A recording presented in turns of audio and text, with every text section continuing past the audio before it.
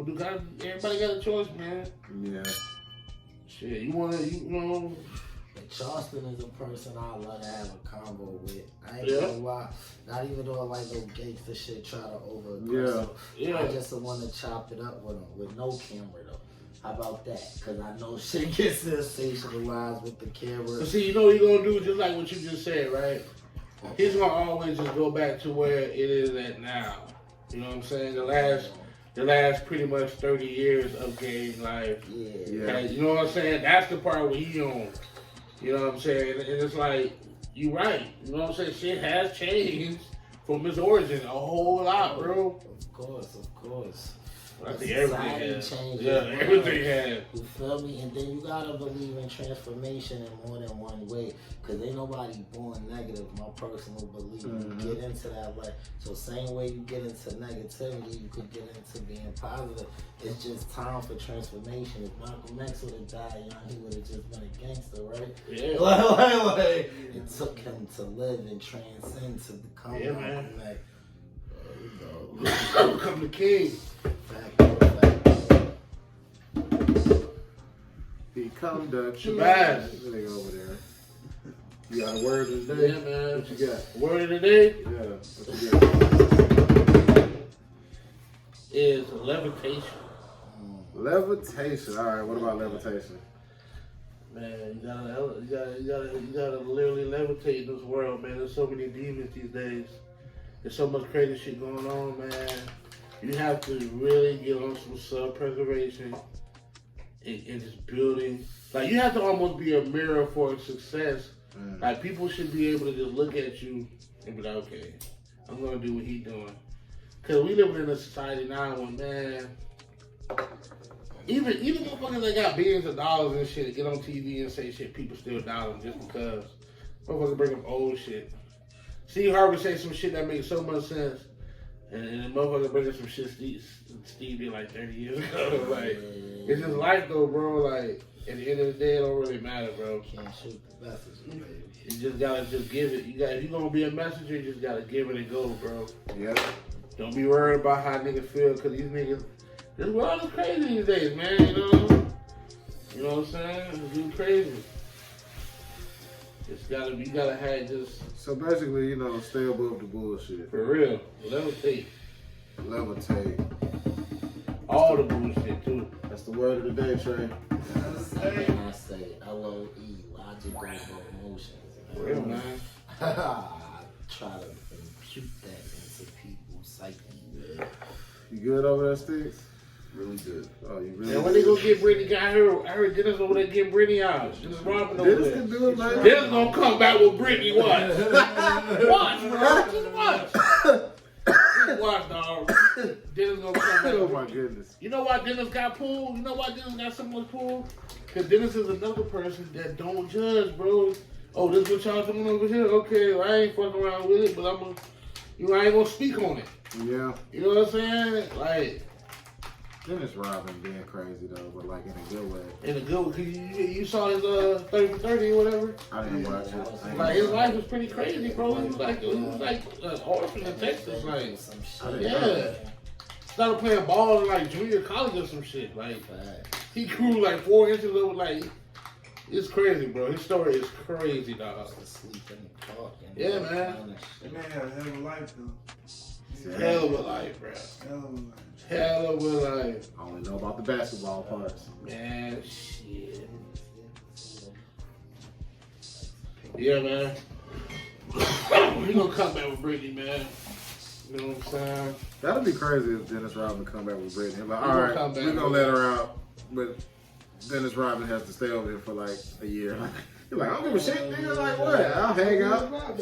He'll be a god. Yeah. Speaking of game, before we get off the game talk, Snook made a good point earlier that he was telling us that game bang originated in New York. Oh yeah, he was saying that earlier. Super facts. The first black gangster in America started at NYC, 1920, trying to go against the mob, man. They clicked up for that. Yeah, It's man. like, listen, dog, we about to just beat their ass. Nah, we're not. I mean, it wasn't even that, though. It was Nah. like, okay, this what they let us be, right? These blocks, this Harlem is our block, right? So we gonna just organize it. You know what I'm saying? Like, we just gonna be organized. We gonna start doing numbers, which they eventually stole that idea. Right. We gonna do numbers. We gonna peddle drugs. We gonna have the jazz clubs. You know, a lot of people from that era, the Renaissance era, lived in down there. Langston Hughes and Zone, they all lived down there. Some police and Yeah, like, you know, but it was different though because it was our neighborhood. You can walk down, you walk through there, smoke your weed, you know, live your life. And so think about you a white person in the 20s and you know you want to live free. Where you finna go?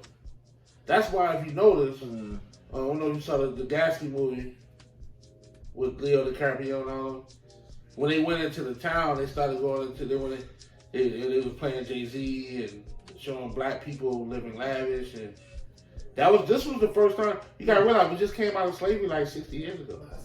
But now you see Marcus Garvey just came up. Now black people are starting to find out who they are and they're starting to build, and they got money, and they showing it. And that shit was big, man. Bro, I always said when I was a little kid, I used to be sitting there, you know, before you learn, I used to be like, what the fuck happened? Because, you know, you a little kid, you looking at the past, you know, okay, the 20s, we was balling. What the fuck happened? Okay. But I'm saying you learn later, you're like, oh. What happened was... What happened was that summer. Yeah. So this is what happened. Let me finish the story. So boom, black people are shining. So guess who mad now? We already know. The lower class whites. They mad because how this nigga got more than me? How can this nigga possibly have more than me?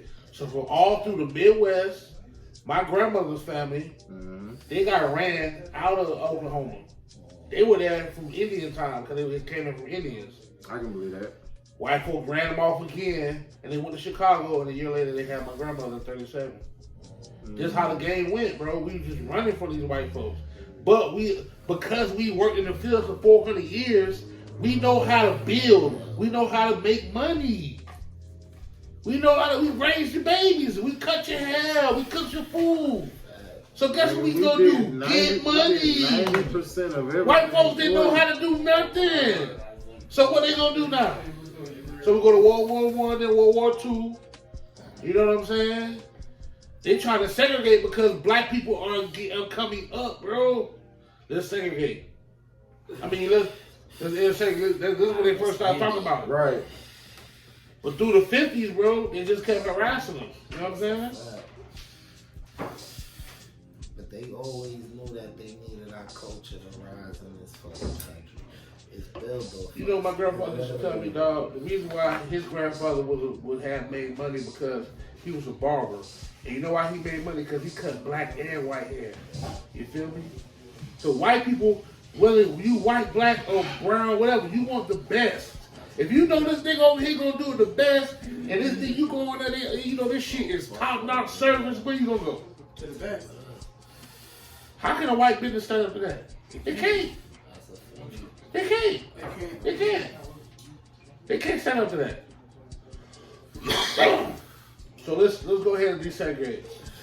Nah, but they had the skills that we had. They even tried. They had no skills. Yeah. It's just people don't understand, bro. There's a whole population of white folks that black people don't know about. What you mean?